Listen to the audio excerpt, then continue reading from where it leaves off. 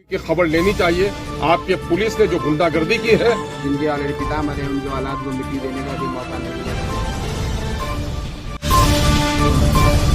नमस्कार, मैं नकीर उमर हाशमी, आप देख रहे हैं तो सोशल न्यूज बिहार। बातों का बतंगर कैसे बनता है और कैसे छोटी छोटी बातें कभी कभी एक बड़ी फसाद बनकर हमारे आपके सामने आ खड़ी होती हैं। जी हां, ये कहीं भी हो सकता है, कभी भी हो सकता है, लेकिन जहां अकलमंदी होती है, जहां दानिशमंदी होती है, जहां अमन पसंदी होती है, निश्चित रूप से वहां पर यह टैकल हो जाता है, हैंडल हो जाता है। लेकिन बाद जगहों पर ज्यादातर लोग तमाशाई बन के खड़े रहते हैं, वो ज्यादा इंटरेस्ट नहीं दिखाते, छोटी छोटी बातों को नजरअंदाज कर जाते हैं और वही बातें बढ़ चढ़कर एक बड़ी फसाद बन जाती है जिसका ठिकरा उनके सर भी फूटता है। जी हां, आज मैं चर्चा करने चला हूं एक ऐसी घटना की, एक ऐसे वाकया की जो सच्ची घटना है, बिहार के वैशाली जिला राजापकर थाना स्थित चौसीमा की, जहां पर मामूली 5 रुपए के आइसक्रीम की भूल चूक में, या ये कहें कि लेन देन की भूल चूक में 5 रुपए का हिसाब नहीं मिलने के कारण इतना बड़ा फसाद हुआ कि न सिर्फ एक शख्स की मौत वाक़ई हो गई, बल्कि दर्जनों लोग जख्मी हुए। यह है वैशाली जिला के राजापकर थाना की चौसीमा गांव, जहां महज 5 रुपए की आइसक्रीम को लेकर महिला और आइसक्रीम वाले के बीच तू-तू मेमे के बाद पुलिस पब्लिक में कुछ इस तरह की झड़प हुई कि दर्जनों लोग न सिर्फ जख्मी हुए बल्कि पुलिसिया बर्बरता के शिकार एक शख्स की मौत हो गई। बताया जाता है कि पुलिस ने कई लोगों को गिरफ्तार किया था, जिसमें 40 वर्षीय नसीर शाह भी शामिल था। 36 घंटे बाद पुलिस कस्टडी में उस शख्स की मौत हो जाती है। नसीर दोषी था या नहीं, ये जांच का विषय है, मगर उसके घर वालों पर जिस तरह की दुखों की पहाड़ टूटी है, उसकी भरपाई होनी मुश्किल है। बताया जाता है कि एक दिन बाद ही उनके 2 बच्चों की शादी थी, जिसकी पूरी तैयारी हो चुकी थी। दुख की घड़ी में उनको सहयोग की आवश्यकता है। यहाँ स्थानीय जनमानस से मिलने पश्चात यही ज्ञात हुआ तो वो काफ़ी परेशान है। प्रशासनिक दृष्टिकोण से उनको ऑलरेडी कोई भी व्यवस्था मुहैया नहीं कराया जा रहा। इवेन जिनके औलाद मरे हैं, जिनके ऑलरेडी पिता मरे हैं, उनके औलाद को मिट्टी देने का भी मौका नहीं मिला। प्रशासन से मेरी गुजारिश है उनके साथ न्याय किया जाए। उनको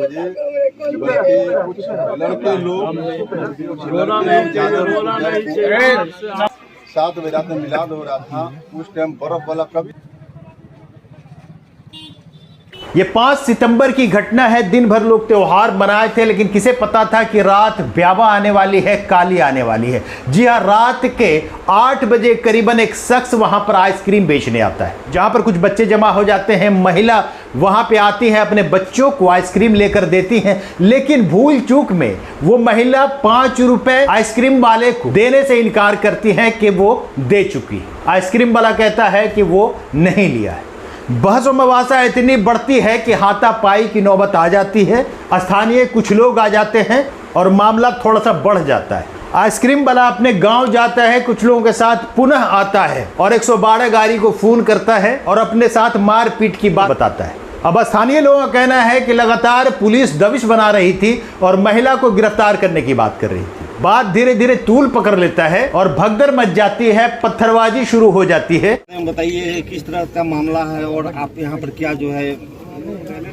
देखिए, हम लोग चौसीमा कल्याणपुर में इस वक्त नसीर शाह के घर पर हैं।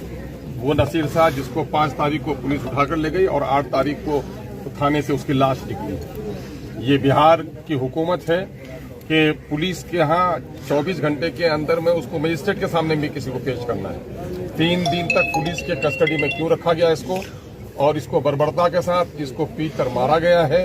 ऐसे पुलिस अफसरों को फौरी तौर पर नौकरी से बर्खास्त किया गया, बल्कि ऐसे लोगों को फांसी की सजा दिया गया। नीतीश कुमार जी ने कहा है कि हम क्राइम से, कम्युनलिज्म से कोई समझौता नहीं करेंगे।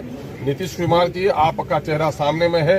ये कम्युनल एजेंडा है कि इलेक्शन को सामने में रखते हुए या किसी वर्ग विशेष को फायदा पहुंचाने के लिए मुस्लिम अकलियत के लोगों को डराया जा रहा है, धमकाया जा रहा है, पीटा जा रहा है।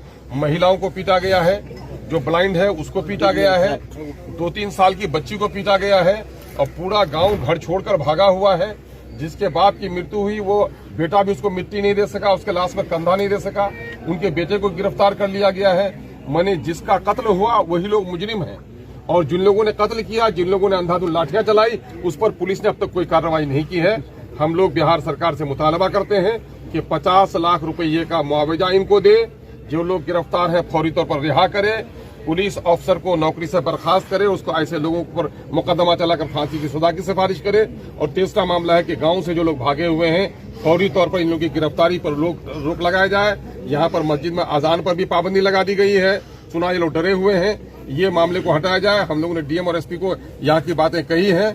हम लोग इस मामले को ऊंचे स्तर पर भी ले जा रहे हैं और मीडिया के माध्यम से नीतीश कुमार की सरकार से मुतालबा कर रहे हैं कि फौरी तौर पर सरकारी सतह का कोई आदमी आए। नीतीश जी, आपके हृदय में जरा सी भी अगर बची हुई है इंसाफ की ललक, तो ऐसे परिवारों की खबर लेनी चाहिए।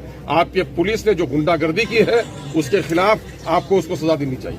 और बाद में और भी मामला भयावह हो जाता है जब कई थानों की पुलिस उस मोहल्ले में पहुंचती है और लोगों को गिरफ्तार करना चाहती है, पिटाई करती है। यहां तक कि लोगों का कहना है कि बर्बरतापूर्ण पिटाई से कई लोग जख्मी होते हैं, जिसमें महिला भी शामिल है। लोग घर छोड़कर भागने लगते हैं। उसी दरमियान 3 शख्स की गिरफ्तारी होती है, फारूक, कासिम और नसीर, जिसमें नसीर की मौत पुलिस कस्टडी में 36 घंटे बाद हो जाती है। मैं बताता चलूं कि नसीर, जिसकी मौत वाक़ई हुई है पुलिस कस्टडी में, उसके 2 बेटों की शादी 6 को और 9 को होने वाली थी। 5 की रात की घटना थी। 6 को एक शादी होने वाली थी और 9 को एक शादी होने वाली थी। स्थानीय मुखिया के बीच बचाव के बाद यह तय होता है कि नसीर को छोड़ दिया जाएगा, उसका आधार मंगाया जाए। ऐसे ही शादी होने वाले बेटे के मार्फत आधार कार्ड भेजा जाता है, उस बेटे को भी पुलिस गिरफ्तार कर लेती है। अब सोचिए, ये 5 रुपए न सिर्फ उस मोहल्ले के लिए भारी पड़ गई, बल्कि जहां दोनों बेटों के रिश्ते यानी कि शादी होने वाले थे वो भी रुक गए। क्या बीता होगा लोगों पर, क्या तैयारियां होती हैं शादी के लिए, चाहे गरीब हो या अमीर। नसीर की मौत की खबर पोस्टमार्टम के बाद पुलिस घर वालों को देती है, लेकिन यहां पर एक सवाल खड़ा होता है कि आखिर पुलिस कानून के दायरे में ही काम कर सकती है या फिर मनमाने ढंग से 24 घंटे रखने का अधिकार है गिरफ्तारी के बाद किसी भी मुलजिम को, लेकिन उन्हें 36 घंटे बाद लाश भेजी जाती है। मैं बता दूं कि ये घटना 2 समुदाय के बीच नहीं थी, बल्कि पुलिस और हल्ले के लोगों के बीच हुई थी, जिसमें पुलिस ने 62 लोगों को नामजद भी किया है और करीबन 150 लोगों को अज्ञात किया है, जिसमें ज़्यादातर पढ़ने वाले विद्यार्थी कहे जाते हैं। नसीर के मौत के बाद गांव में सन्नाटा पसरा है। गाहे बगाहे नेता पहुंच रहे हैं, सियासी दौर है, लोग आ रहे हैं, कुछ मदद भी कर रहे हैं, कुछ जांच की मांग भी कर रहे हैं। लेकिन आप इस पर विचारिएगा जरूर कि जिस तरह की घटना हुई है, या ये कहें कि जिस तरह की शर्मनाक घटना हुई है, क्या इसे रोका नहीं जा सकता था?